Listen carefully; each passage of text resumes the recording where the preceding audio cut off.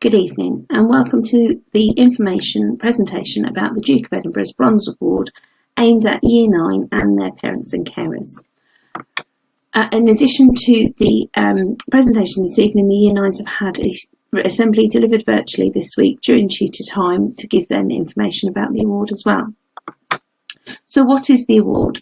Many of you probably have heard of it before, have had older children go through the award. This is a national-wide scheme which offers the opportunity to do something which benefits both you and others, and it is open to everyone. You need to be aged between 14 and 24 to complete the programme, and you follow a programme over 3 levels: bronze, silver and gold. And I'm here to talk to you this evening about the Bronze Award. I should just say that the award changed the rules a couple of years ago, whereby we can enrol students in the academic year they turn 14. So if you haven't yet reached your 14th birthday, then don't worry, because we can still start the award, because it can be just the academic year you turn 14. So the award at Sandringham has been running for many years, well over 10 years, and we offer the award at all 3 levels: bronze, silver and gold. We launched bronze in Year 9 with the expectation to have it finished in Year 10. Then we do silver in Year 11 and gold in Years 12 and 13. The key staff are myself, Mrs. Canine, I'm the award coordinator at the school. Mr. Allday line manages for the award at Sandringham, and Miss Ballman works with the gold participants in the 6th form. So what do you have to do to complete or to participate in Duke of Edinburgh's award? So there are 4 sections of the award. At gold level there's a 5th section. But it's a personal programme which you will work out yourself to complete a volunteering activity which is undertaken service to individuals or the community, a physical activity which is about improving in an area of sport, dance or fitness, a skills activity which is about developing practical and social skills and personal interests, and then the expedition which we run in school, which is a planning, training for and completion of an adventurous journey in the UK. So I'm going to tell you a little bit more about each of those sections over the course of the presentation. And as I say, at gold level, if you go on to do gold eventually, there'll be an additional residential section which involves working and staying away from home, doing a shared activity for a short period of time. So how long you have to do it for? If you are bronze, you do 2 of your activities for 3 months and 1 for 6 months, and then the expedition which we organise in school. So volunteering, physical and skill, you follow your programme for 3 months for 2 of them and 1 of them for 6 months, and it's entirely up to the participants which activity they do for 6 months and which ones they do for 3 months. And as I say, I will talk about this a little bit more later, but the volunteering, physical and skill are all sorted out by the students themselves, and just the expedition side is the part that we organise. So for volunteering, the aim is for young people to inspire young people to make a difference within their communities or to an individual's life and develop compassion by giving service to others. So there's lots of different activities that they can do. They can help people by helping vulnerable members of the community or young children. Community action, raising awareness, coaching, leading, teaching and leadership, working with the environment or with animals. And I should just say, when working with animals, it's in a charitable or rescue situation, or helping a charity or community organisation. For physical, it's basically any physical activity that they want to participate in. So that they could do team sports, individual sports, water sports, racket sports, dance, fitness, extreme sports, martial arts. There's quite an exhaustive list of activities that they can do, and I will tell you how to access some ideas a little bit later on in the presentation. Skills. The skills section is basically any sort of hobby or activity which is not a physical activity. So they can't do, for example, football and rugby, football for their physical and rugby for their skill. So there has to be something which is non-physical, and dance comes under that as well, because dance is counted as a physical activity, whereas drama or acting is counted as a skill activity. So we have lots of students doing things like creative arts, drama, photography, music,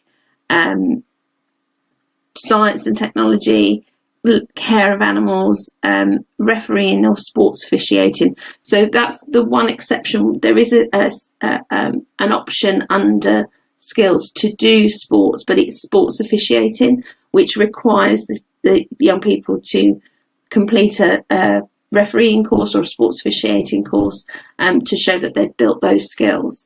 Life skills, so some of our older students, for example, learn to drive when they are doing their goal, for example, learning and collecting. So those students who going into year 10 are doing extracurricular GCSEs like Spanish, which is run as an extracurricular, or Latin, which is run as an extracurricular, can count that. They can't count anything that they do as part of their normal school day, but anything that's extracurricular can be counted. Media and communications, lots of students are doing stuff to do with learn how to create films or photography, or learn about the natural world. So there's lots of options available. There is a really helpful list and category finder at www.dove.org/sections. And when you go to that, you can look at the suggested activities by the section of the award. So you can look at volunteering, it will give you some ideas that look at physical and skill and so on, and there are lists of ideas. If in doubt whether or not your activity would count or which section you should do that activity for, then please email me and I can clarify which section or which activities are suitable for which section. I should just say a little bit about volunteering. The idea with volunteering is that they are helping within the community in a voluntary basis, but it must not be for a profit-making organisation. So they can't just go and help out in a shop, for example, and not get paid for it. They can go and work in charity shops and go and volunteer in charity shops. That's absolutely fine. There are exceptions to the working for profit-making companies or volunteering for profit-making companies where it is to do with working with the elderly or working with young children. So, for example, we do have young people who support people who are in residential care, for example, the elderly residential care. When the homes start to open up as the COVID restrictions are lifted, we have had students in the past visit the elderly in residential care and provide entertainment for them, read books, things like that. During COVID, it's been more difficult, but we have had students who have sort of done a pen pal type activity, writing letters and cards to members of our elderly community who are quite isolated at the moment.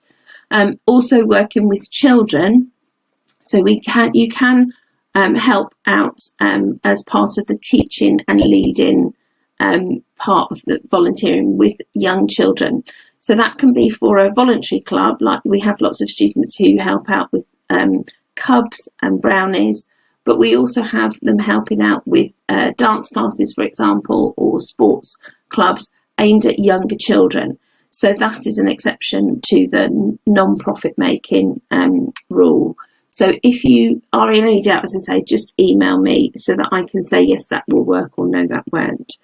It's a little bit of a grey area, and therefore it's best to get it clarified by checking.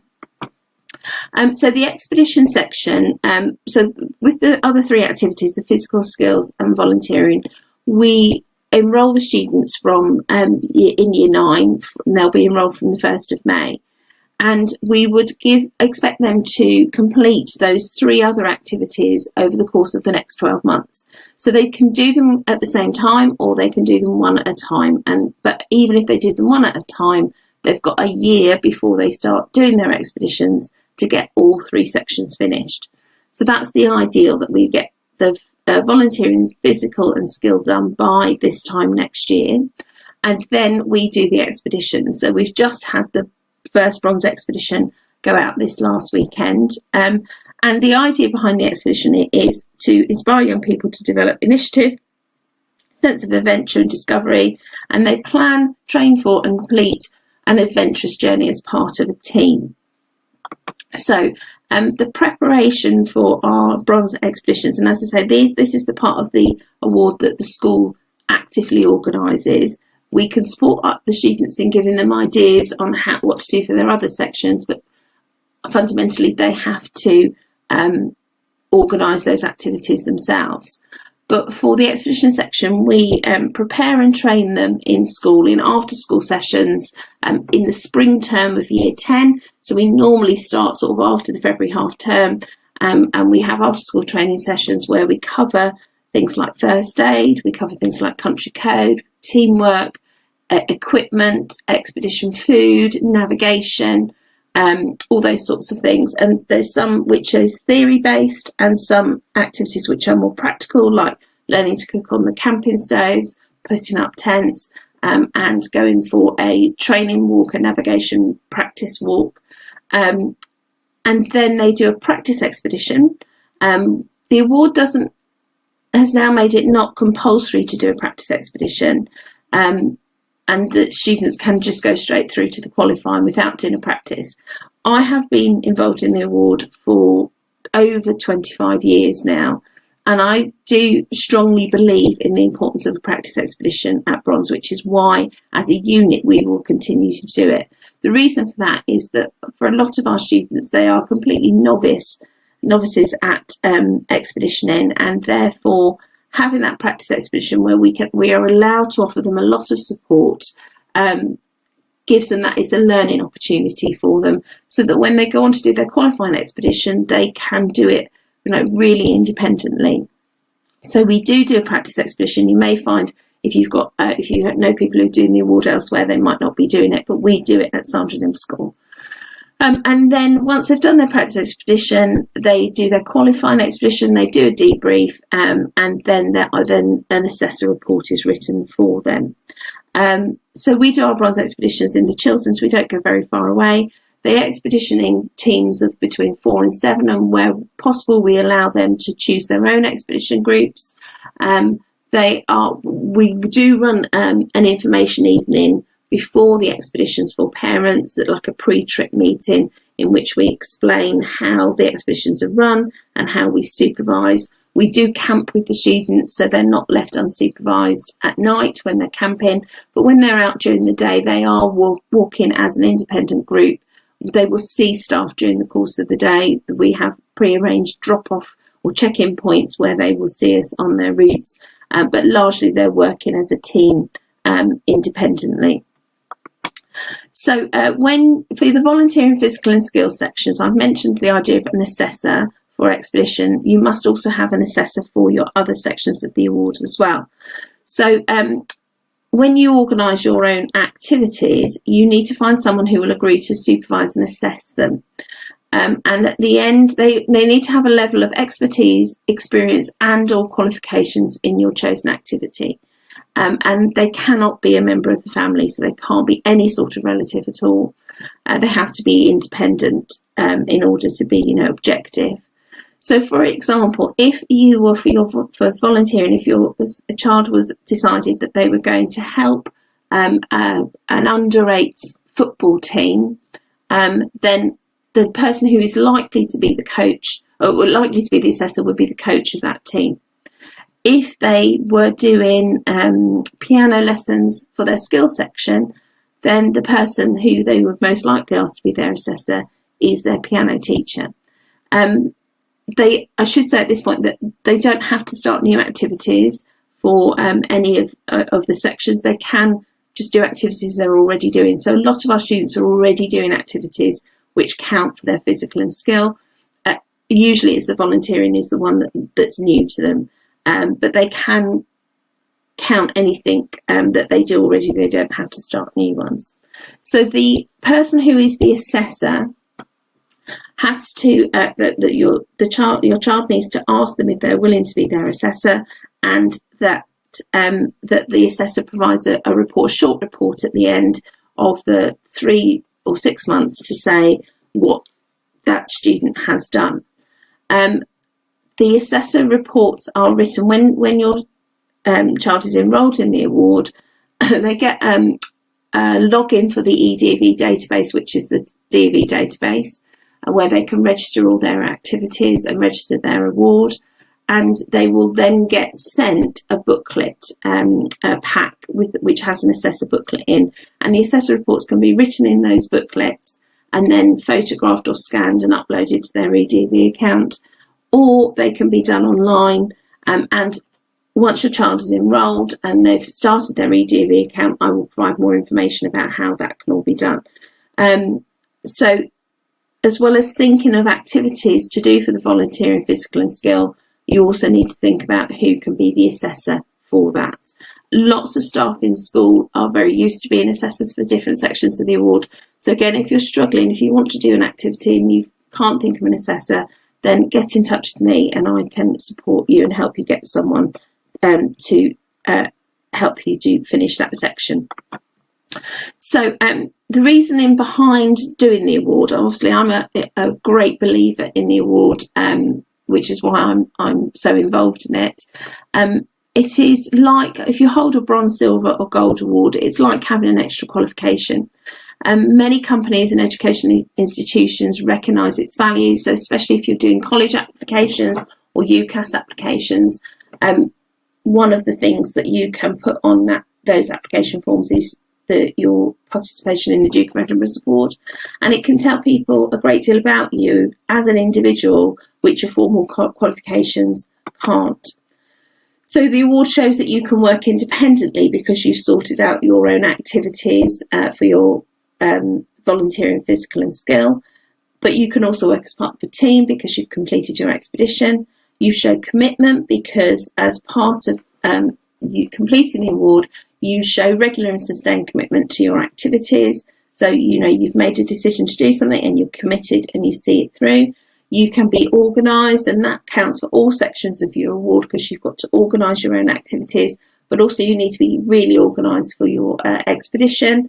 You can be resourceful, sorting out your own activities, and also on an expedition where you have to organise your equipment, organise your group, and so on.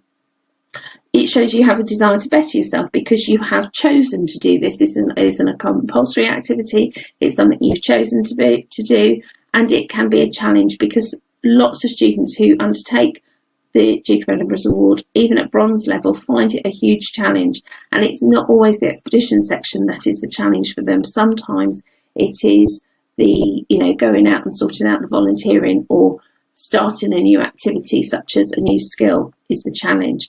So your award, having a bronze DV award, shows all these things about you, which are, really important life skills, which will help you with applications for jobs or for colleges or whatever.